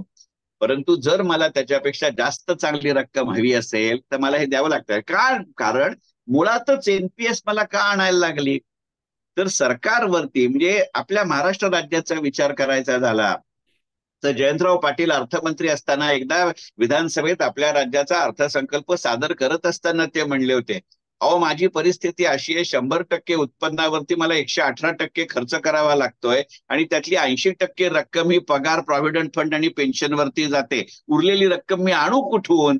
हे प्रातिनिधिक उदाहरण आहे. त्या बिचाऱ्या माणसानं इतकं प्रामाणिकपणाने सांगितलं, इतर सांगत नाहीत इतकंच. ही जर परिस्थिती असेल तर आजची जी सामाजिक स्थिती आहे की वैद्यकीय प्रगती माणसाला मरू देत नाही आणि सामाजिक परिस्थिती माणसाला जगू देत नाही, याच्यावरती मला कुठेतरी रिस्क घ्यावी लागते, ती एनपीएस घेत. तिसरी गोष्ट, मी एनपीएस ची वकालत नाही करत आहे, परंतु तुमच्या प्रश्नाचं उत्तर म्हणून सांगेन की एनपीएस मध्ये बहुतांश सरकारी कर्मचाऱ्यांच्या बाबतीतला माझा अनुभव असा आहे की ते फक्त त्याच्या टायर 1चा विचार करतायत कारण त्याच्यामध्ये टॅक्स एक्झम्पशन आहे. हो. मग तेही जरी वापरायचं झालं ना तर त्याच्यामध्ये वेगवेगळे प्लॅन आहेत. आता अगदी साधं उदाहरण घ्या की तुम्ही आता बोलताना पटकन असं म्हणलात प्रश्नामध्ये की जुन्या पेन्शनमध्ये माझ्या पश्चात माझ्या वारसदारांनाही पेन्शन मिळायचं. मग न्यू पेन्शन स्कीम मध्ये ती प्रोव्हिजन आहेच की. न्यू पेन्शन स्कीम मध्ये मी जेव्हा रिटायर होतो त्यावेळेला किती टक्के रक्कम मी पेन्शनला ट्रान्सफर करतो याचं स्वातंत्र्य आहे मला. जास्तीत जास्त 60% रक्कम मी रिटायर होताना विड्रॉ करतो आणि कमीत कमी 40% रक्कम मी पेन्शन अॅन्युटीला देऊ शकतो. पण पाहिजे तर मी 100%ही देऊ शकतो. ती पेन्शन अॅन्युटीला देताना मला ऑप्शन असतो की समजा एक उदाहरण घेतलं की चंद्रशेखर टिळक रिटायर झाला सरकारी कर्मचारी म्हणून. चंद्रशेखर टिळकने ठरवलं की 100%च्या 100% रक्कम अॅन्युटीला म्हणजे पेन्शन मिळणाऱ्या योजनेला द्यायची. आणि मी त्यांना सांगितलं की नाही, शेखर टिळक हयात असेल तोवरच पेन्शन मिळालं पाहिजे. त्याच्यानंतर जी रक्कम उरलेली असेल ती माझ्या वारसदारांना द्या. अशा वेळेला मला पेन्शन सगळ्यात जास्त मिळतं. मी जर म्हणलं की चंद्रशेखर टिळक मेला आणि मग चंद्रशेखर टिळकच्या बायकोला पेन्शन द्या, थोडं पेन्शन कमी मिळतं मला माझ्या हयातीत, पण बायकोला तेवढीच रक्कम नंतर मिळते. मी जर म्हटलं की माझ्या मृत्यूनंतर माझी बायको आणि माझ्या बायकोच्या मृत्यूनंतर त्या माझ्या पुढचे वारसदार, मला नाव द्यावं लागतं, त्याचं हो. वय द्यावं लागतं, त्याची हो. केवायसी द्यावी लागते. हो. तर त्याचीही एनपीएस मध्ये प्रोव्हिजन आहे. होतं काय माहितीये का, एनपीएस ला होणारा राजकीय विरोध जास्त आहे. थोडं स्पष्टपणाने बोलतो. बोला. एनपीएस मध्ये सगळ्यात व्हायचं खरं कारण असं आहे की तो प्रशासकीय विरोध आहे. तो राजकीय प्रशासनातनं होणारा विरोध आहे. होतं कसं, ओल्ड पेन्शन स्कीम मध्ये पैसे प्रत्यक्ष ट्रान्सफर करावे लागत नाहीत, ती बुक एंट्री आहे. म्हणजे आज चंद्रशेखर टिळक रिटायर झाला तर त्याच्या खात्यामध्ये, कारण मुळात असे व्यक्तिगत खातं असं ओल्ड पेन्शन स्कीम मध्ये नाहीच आहे, संपूर्ण समूहाचं ते खातं आहे. त्याच्या विरुद्ध एनपीएस मध्ये चंद्रशेखर टिळकचं खातं वेगळं, आशुतोष टिळकांचं खातं वेगळं, श्रोत्यांपैकी आणखीन वेगळं. त्यामुळे मी पैसे भरत असतो तेही त्याच खात्यात जातात युनिटच्या रूपाने. पैसे मिळतानाही मला ते युनिट रिडीम होताना मिळतं, मला स्टेटमेंटमध्ये ते दिसतं. हो. इतकी ट्रान्सपरन्सी लोकांना चालत नाही. पहिला मुद्दा. दुसरा मुद्दा, न्यू पेन्शन स्कीम मध्ये तुमच्या पगारातनं पैसे कापले की तेवढी रक्कम घालून, म्हणजे व्हॉलेंटरी तुम्ही केलं नसेल तर राज्य सरकार किंवा केंद्र सरकारला एका विशिष्ट तारखेच्या आत पैसे पाठवावे लागतात. एवढी लिक्विडिटी अनेक सरकारांकडे नाहीये. ही वस्तुस्थिती आहे. ती का नाहीये हा आजच्या पॉडकास्टचा विषय नाही. आणि होतं असं की जितकी रक्कम तुम्ही पुढे ढकलता तितकी गुंतवणूक, जितकं कमी गुंतवता पुढे ढकलता, तुमच्या आता लक्षात आहे की शेवटी गुंतवणुकीचं उत्पन्न हे तुम्ही दिलेली रक्कम आणि तुम्ही गुंतवलेला काळ याच्यावरती रेट ऑफ रिटर्न ठरतो.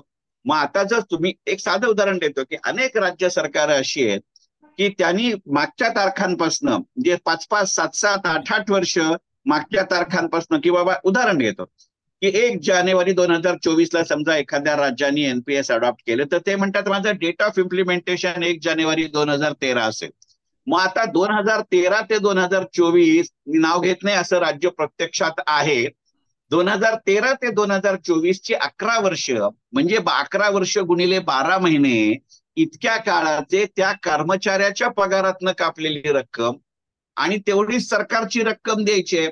तुम्ही एक वेळ त्या कर्मचाऱ्याच्या पगारातनं कापलेली रक्कम बाजूला ठेवली असेल तर ती तशीच्या तशी रक्कम तुम्हाला देता येते, पण सरकारच्या कुठून एक अत्यंत देशात उभा दिली की तुमच्याकडे कर्मचाऱ्यांचे पैसे आहेत ना ते आत्ता भरा, त्याच्यावर तर रेट ऑफ रिटर्न मिळवू दे. काही राज्यांनी असं केलं की 5th पे कमिशन असेल, 6th पे कमिशन असेल, 7th पे कमिशन असेल, याच्या जेव्हा अरियर्स द्यायची वेळ आली त्यावेळेला कर्मचाऱ्यांना सांगितलं की तुमचे नाहीतरी एनपीएसचे पैसे घ्यायचे, ते एक रकमी कापले तर तुम्ही खर्च कशातनं कराल, घर खर्च कशातनं चालवाल, आता आणायचे या अरियर्स मिळत आहेत.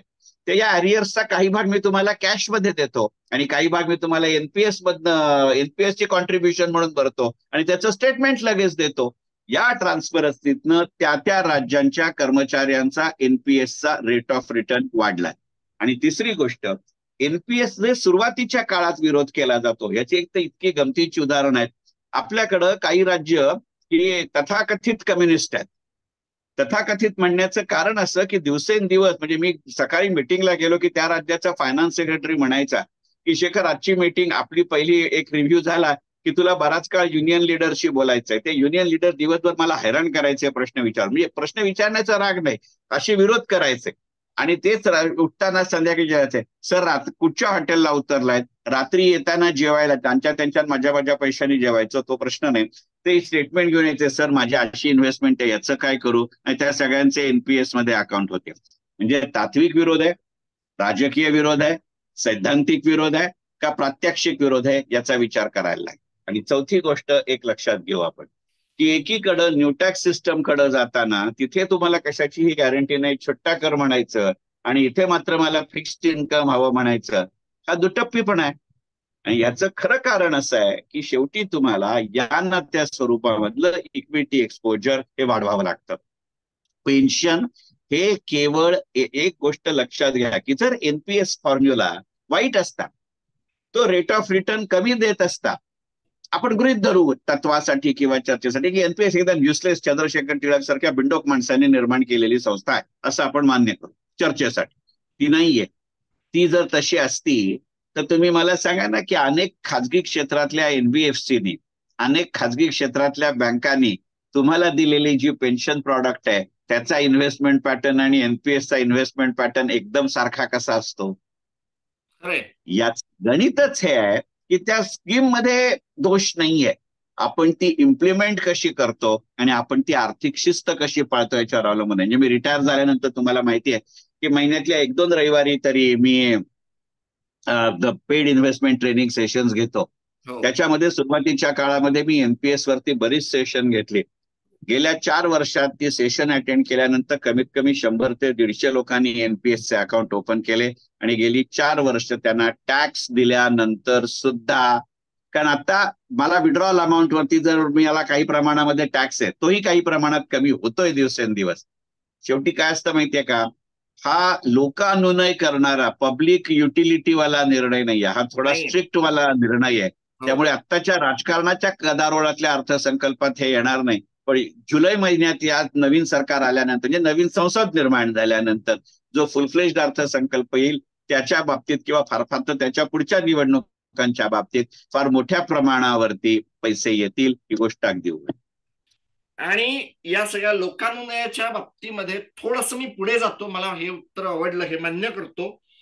डायव्हेस्टमेंट या विषयावर तुम्हीच तुमच्या या ट्रेनिंग प्रोग्राम मध्ये म्हणला होता की सरकारचा प्लॅन आहे 2 बँका डायव्हेस्ट करायचा आणि 1 जनरल इन्शुरन्सची कंपनी डायव्हेस्ट करायचा.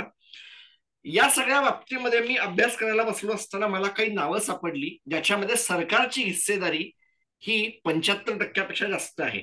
Bank of Maharashtra, central bank of India, general insurance, IOB, IRFC, ITDC, IDBI bank, त्याचं डायव्हेस्टमेंट झालं नाही. केआयओसीएल, एलआयसीचा मोठा स्टेक आहे. माझगाव डॉकचा स्टेक अजून आहे. MMTC, new India assurance, NLC India, Punjab and Sind bank, state trading corporation, एसजेव्हीएनचं, युको युनियन आणि HLL लाईफ केअर याचं डायव्हेस्टमेंट देखील झालं नाही. मागचं वर्ष मी माझ्या सगळ्या पॉडकास्टमध्ये म्हणतोय आणि माझ्या इतरही अनेक साऱ्या व्हिडिओमध्ये पण म्हणतो आहे की 2023 हे एक असं वर्ष होतं ज्याच्यात सगळ्यांनी पैसे कमवले. शेअर बाजार म्हणू नका, फिक्स्ड इन्कम म्हणू नका, एफडी म्हणू नका, सगळ्यांना पैसे मिळाले. म्हणजे चुकून अल्टरनेट इन्व्हेस्टमेंट फंडामधल्या एखाद्या कोणी असेल फंडाने आउट परफॉर्म केलं असेल तर ते पण मला मान्य करावं लागेल.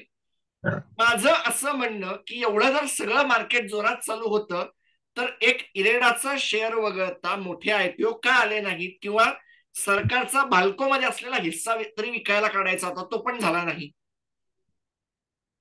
काय कारण काय मला माहिती नाही, माझा अंदाज असा आहे.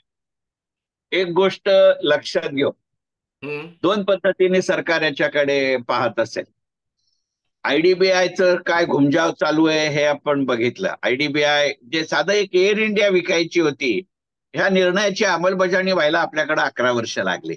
मग त्यातनं ते एकदा झालं म्हटल्यानंतर आपण आयडीबीआयचा विचार केला. ते आयडीबीआय आधी मुळात त्या आयडीबीआय या संस्थेतच इतकी गंमत होती की आधी युनायटेड वेस्टर्न बँक त्यांनी ताब्यात घेतली, मग मूळ आयडीबीआय बँकेत आली. आज मी तिला ती धड खाजगी आहे का धड सरकारी आहे कोणाला माहिती नाही, अशी परिस्थिती आहे.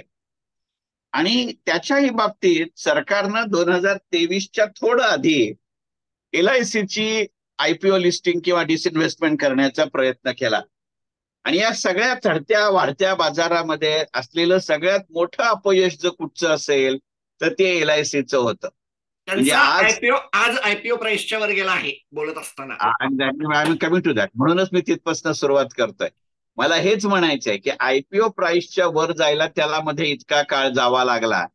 मग ते आपण म्हणतो ना का दूध आणि तोंड पोळलं का ताकी फुंकरून पितो, तसं एक झालं असण्याची शक्यता आहे. दुसरं, मगाच्या एका प्रश्नामध्ये मी म्हटलं की मोदींचा एक व्यक्ती म्हणून किंवा एक सरकारी प्रवृत्ती म्हणून गुजरातचे मुख्यमंत्री असल्यापासून दिसलेला कल असा आहे की he is not that aggressive government company seller. He gives a maximum rope to that particular company to improve. त्याच्यात काही वेळेला यश येतं, काही वेळेला येत नाही, हे मान्य करू. तिसरी गोष्ट अशी आहे की करोना नावाची जी वस्तूमध्ये येऊन गेली, मग ती आता राजकीय आजार आहे का वैद्यकीय आजार आहे त्या भानगडीत मी पडत नाही आता.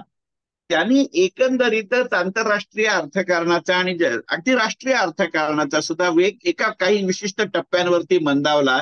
त्यातला एक बळी डिसइन्व्हेस्टमेंट हा प्रकार आहे.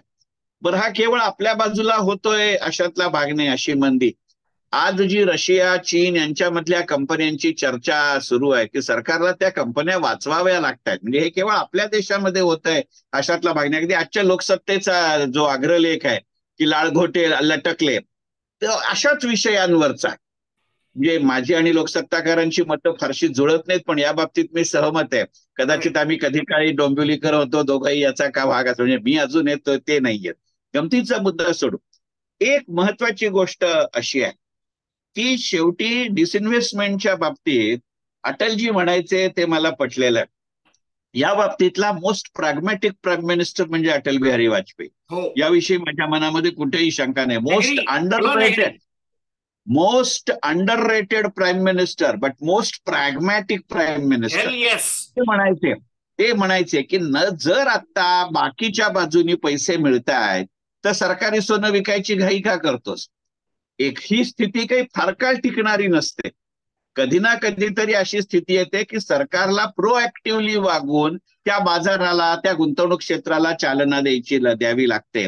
मग त्यावेळेला मी का विकू नको, कारण सरकारला आता डिव्हिडंड मधनं पैसा प्रचंड मिळतोय. तो जर मिळाला नसता तर सरकारने डिसइन्व्हेस्टमेंट केलं असतं. म्हणजे कसं, एक साधं उदाहरण देतो बघा की ज्या वेळेला मार्च 2020 मध्ये आपल्याकडे करोनाचा लॉकडाऊन लागला, त्याच्यानंतरच्या काळामध्ये निर्मला सीतारामन यांनी सरकारी कंपन्यांना उद्देशून असं एक विधान केलं होतं की अरे तुम्ही काम चांगलं करता, माझा तुमच्यावरती राग नाही, पण फक्त दरवेळेला वर्षाच्या शेवटी नका ना मला डिव्हिडंड देऊ, आधेमध्ये द्या ना. तर तुमच्या असं लक्षात येईल की एक LIC आणि दुसरं SBI, या जर दोन सरकारी कंपन्या वगळल्या गेल्या 4 वर्षाच्या इतिहासात, तर बाकी सगळ्या सरकारी कंपन्यांनी इंटरिम डिव्हिडंड द्यायचं प्रमाण वाढलं. म्हणजे मी गमतीने म्हणायचो की 2021 आणि 2022 मध्ये घडलेल्या घटना सांगा, तर मी म्हणायचो की वर्षाचे 12 ते 12 महिने दर महिन्याला आपल्याकडे पाऊस पडला आणि दर 2 महिन्यांनी एकदा BEL आणि एकदा कोल इंडियाने मला डिव्हिडंड दिला. की जर मला शेवटी डिसइन्व्हेस्टमेंट म्हणजे काय आहे, मला पैसा हवा, मग तो डिसइन्व्हेस्टमेंट करून मिळतो का डिव्हिडंड करून मिळतो. जर डिव्हिडंड करून मिळत असेल तर आय एम हॅपी. मला शेवटी इतकं टोटल उत्पन्न हवंय, मग ते तू टॅक्स मधनं दे, तू प्रॉफिट मधनं दे, तू डिव्हिडंड मधनं दे, कशात नाही दे, पण मला पैसे दे. ते दिलं नाही तर मी कॅपिटल ऍसेट लिक्विडेट करेन. सरकारवर सुदैवानं ती वेळ आली नाही किंवा सरकारनं ती येऊ दिली नाही, what ever way it is. हा एक कारण असू शकतं. दुसरं कारण, मगाशी जी तुम्ही खूप मोठी यादी वाचलीत त्यातल्या ज्या बँकांची स्थिती आहे ती वेगळी आहे. संरक्षण क्षेत्र, डिफेन्स सेक्टर मधल्या ज्या कंपन्या आहेत त्या वेगळ्या आहेत. आपण डिफेन्स पासून सुरुवात करू कारण त्याच्यात लवकर बोलणं संपेल. डिफेन्समध्ये तुमच्या असं लक्षात येईल की माझगाव डॉक असेल, हिंदुस्थान एरोनॉटिक्स असेल, BDL असेल, BEL असेल, याच्याकडे मिळणाऱ्या एक्सपोर्ट ऑर्डर्स वाढतायत, त्यामुळे त्यांची प्रॉफिटेबिलिटी वाढते. अशा वेळेला सरकार त्यांचा स्टेक विकणार नाही, कारण ते मला मार्केट अप्रिसिएशन मधनच मिळतंय ना. यातनं जर पैसा मिळत असेल तर सरकार कशाला सोडेल, पहिला मुद्दा. दुसरा मुद्दा, आज मितीला मला जर त्याचं स्टेकिंग करायचं असेल तर ते करता येत आहे. म्हणजे बघा ना की आज डिफेन्सला असलेली मागणी इतकी आहे की HDFC सारख्या म्युच्युअल फंडचा, ज्याचा defence sector specific mutual fund आहे, त्याला एक अपर लिमिट द्यावं लागतं. साहजिक हे प्रत्यक्षरित्या सरकारने सांगितलं असेल, मी नाकारत नाही, की पर पॅन तुम्हाला जास्तीत जास्त 10,000 रुपये एचडीएफसी सेक्टरच्या डिफेन्स सेक्टर स्पेसिफिक म्युच्युअल फंडात यावं लागेल. याचा अर्थ तुमचा बेस वाढतो की नाही, हो त्या प्रमाणामध्ये त्याचं गुंतवणूकदारांची संख्या वाढते की नाही. हो मग हे एका दृष्टीने पाहिलं तर अप्रत्यक्षरित्या त्याचं डिसइन्व्हेस्टमेंटच आहे की नाही. आहे. दिसायला पुस्तकामध्ये एचडीएफसी म्युच्युअल फंड म्हणतं, पण एकट्या आशुतोष टिळकनी 100 कोटी घालण्यापेक्षा जर 100 आशुतोष टिळक त्याच्यामध्ये इन्व्हेस्ट करू शकत असतील तर is it not another form of a disinvestment. सरकारी मालकी कमी नसेल झाली, पण त्याचा बेस जर वाढत असेल तर दॅट्स व्हॉट आय वॉन्ट. तुमच्या असं लक्षात येईल की हा फॉर्म्युला सरकारने केवळ डिफेन्समध्ये नाही वापरलेला, हा फॉर्म्युला ट्रान्सपोर्ट आणि लॉजिस्टिक मध्येही वापरलाय. कारण कंटेनर कॉर्पोरेशनची कामगिरी वाढतीये, सुधारतीये, IRCTCची वाढतीये. मग आता काय होतं की सरकारी कंपन्या विकल्या तर फक्त तिथेच माझा पब्लिक पार्टिसिपेशन वाढतं, पण जर त्याची म्युच्युअल फंड स्कीम आली तर तो सरकारी कंपन्यांबरोबर प्रायव्हेट सेक्टर कंपन्यांमध्येही पैसे गुंतवतो. कारण त्या म्युच्युअल फंडावरती बंधन असतं, त्याच्या टोटल रकमेच्या एका कंपनीत जास्तीत जास्त किती गुंतवता येतात. म्हणजे automatically my public companies are also getting broad based public base. Is it not another form of disinvestment. माझ्या डोक्यात जी स्पष्ट संकल्पना आहे, म्हणजे अटलजी जसं म्हणायचे तसं, की अरे स्ट्रॅटेजिक सेल म्हणजेच डिसइन्व्हेस्टमेंट नसते. मी 3% जरी शेअर विकले तरी ती डिसइन्व्हेस्टमेंट असते. Is it going to happen that way? Number 1 तुम्ही विचार करा. आता आपण बँकांकडे येऊ. तुम्ही जी मगाशी बँकांची यादी वाचलीत त्याच्यामध्ये बहुतांश सरकारी बँका आहेत. तुमच्या असं लक्षात येईल की सरकारी बँका केवळ त्या IDBI मध्ये आलेल्या अडचणीमुळे, LIC मध्ये आलेल्या अडचणीमुळे सरकारने केलं असेल नसेल डिसइन्व्हेस्टमेंट असं नव्हे, तर एक वेगळं प्रॉडक्ट, हा शब्दप्रयोग मी अत्यंत मर्यादित अर्थाने वापरतोय, कृपा करून कोणताही गैरसमज करून घेऊ नका. आपण हळूहळू लॉन्च करतोय, त्यातनं सरकार एक वेगळा फोरा देतोय, उदाहरणार्थ डिजिटल रुपया. हो आज एकमेव देश आहे जगातला की ज्याची सॉव्हरीन करन्सी पेपर फॉर्म मध्येही आहे आणि डिजिटल फॉर्म मध्येही आहे. मगाशी जी तुम्ही यादी वाचली, तुमच्या असं लक्षात येईल की ते डिसइन्व्हेस्टमेंट लिस्टमध्ये होते, डिसइन्व्हेस्टमेंट कमिशनच्या प्रिस्क्राईब लिस्टमध्ये होते. पण यातल्या ज्या 9 बँका सुरुवातीच्या काळातल्या अशा आहेत की जे पहिल्यांदा डिजिटल रुपयाचं लॉन्चिंग झालं, त्यातल्या 9 पैकी 7 बँका तुमच्या यादीतल्या आहेत. हो त्याचा बिझनेस वाढलाय. आज जगामध्ये 19 देश असे आहेत की ज्यांनी डिजिटल रुपयाला ऑफिशियल करन्सी म्हणून मान्यता दिली आहे. त्यामुळे आज मला बाजारात देशाबाहेर जाताना मी आठवायला लागतं ना मला, मी ट्रॅव्हलर्स चेक केव्हा घेतले ते, मी माझं कार्ड इंटरनॅशनली ऍक्टिव्हेट करून घेतो विदिन द कंट्री. मगाशी मी तुम्हाला म्हटलं तसं आपण स्वतःलाच प्रश्न विचारूया ना की शेवटचा चेक मी केव्हा इश्यू केला होता, शेवटचं डेबिट कार्ड मी केव्हा वापरलं होतं, शेवटचं क्रेडिट कार्ड मी केव्हा वापरलं होतं. ते माझं उदाहरण देतो आणि हे प्रातिनिधिक आहे, जे काही चंद्रशेखर टिळक जगा वेगळा नाही.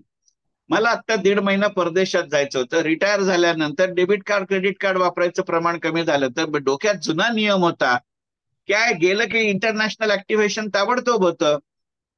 मी अगदी आपल्या देशातल्या प्रागतिक टेक्नो सॅव्ही बँकेमध्ये गेलो. तो माणूस मला ओळखणारा होता कारण तो पूर्वी डिमॅट सेक्शनला होता, त्यामुळे त्यांनी माझ्या सहीची हजारो सर्क्युलर पाहिली होती. तो म्हणला, सर माझं कार्ड तुम्ही वापरा, तुमचं नाही देता येणार. म्हणलं का? अहो म्हणला, सर रिझर्व्ह बँकेचा नियम आहे की इंटरनॅशनल ऍक्टिव्हेशनला तुम्हाला जे कार्ड ऍक्टिव्ह करून घ्यायचंय त्याच्यामध्ये निदान गेल्या 3 महिन्यात एक तरी ट्रान्झॅक्शन लागतं. अहो म्हणला, सर गेल्या 3.5 वर्षात तुम्ही डेबिट कार्ड क्रेडिट कार्ड वापरलेलंच नाही, फक्त ATM मधनं पैसे काढल्याची एंट्री आहे, तीही 5 महिन्यापूर्वीची आहे.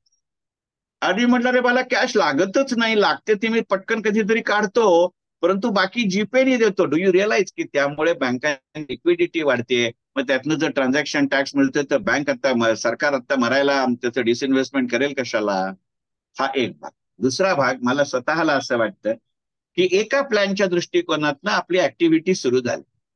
सरकारने सरकारी बँकांबद्दल काहीही केलं नाहीये असं नाहीये, डिसइन्व्हेस्टमेंट केली नाही या मताशी मी 2000% सहमत.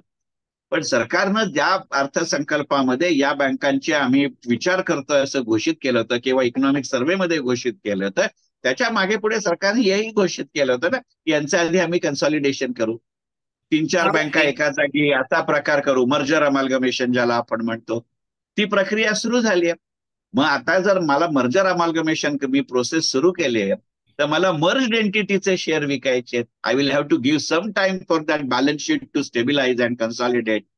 आणि मुळामध्ये एक गोष्ट लक्षात घेऊ की मगाशी मी जसं म्हटलं की एनपीएसला राजकीय विरोध, तसं डिसइन्व्हेस्टमेंटला बोलघेवडा का होईना, मौखिक का होईना विरोध आहे. म्हणजे साला इथे आरडाओरड करायची तिथे अर्थसंकल्पात करायचं, हे वेस्ट बेंगॉलमध्येही झालंय, केरळमध्येही झालंय, की त्यातल्या त्यात एकेकाच्या कम्युनिस्ट प्रभावाची किंवा एकंदरीतच आर्थिक सुधारणांकडे पाठ फिरवणारी राज्य आहेत. असं असूनही तिथे होतं, इथेही होऊ शकतं, फक्त त्याला थोडा वेळ द्यावा लागतो. शेवटी निवडणुका जिंकायच्या, तर मी मगाशी म्हटलं तसं अंतरिम अर्थसंकल्पाची व्याख्याच काय असते की करायचं काही नाही पण बोलायचं काहीही सोडायचं नाही, त्याचीही गणित असते. आणि याचं एक साधं उदाहरण घेऊया की शेवटी बँका मला आहे त्या स्वरूपामध्येही ठेवाव्या लागतात. कारण ना बँकांच्या डिसइन्व्हेस्टमेंटमध्ये किंवा बँकांच्या मर्जरमध्ये आपल्याच देशात असं नव्हे पण आपल्या देशात प्रामुख्यानं जाणवलेली अडचण अशी आहे की 2 पद्धतीच्या त्याच्यामध्ये अडचणी आहेत. हा माझ्या एनपीएस आणि अटल पेन्शन योजनेच्या इम्प्लिमेंटेशन मधला अनुभव आहे. कारण अटल पेन्शन योजना ही कम्प्लिटली बँक ड्रिव्हन प्रॉडक्ट आहे, जरी ते एनपीएसच्या अंडर असलं तरी.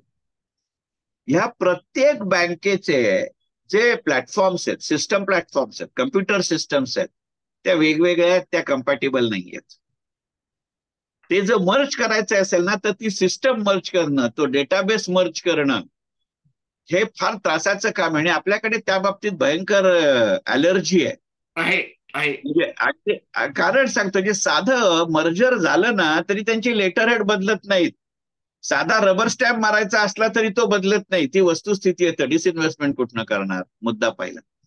एटीएमच्या वरचं जे असतं शटर वगैरे नाही बदलत, सांगतो ना मी, सांगतो ना, नाही बदलत.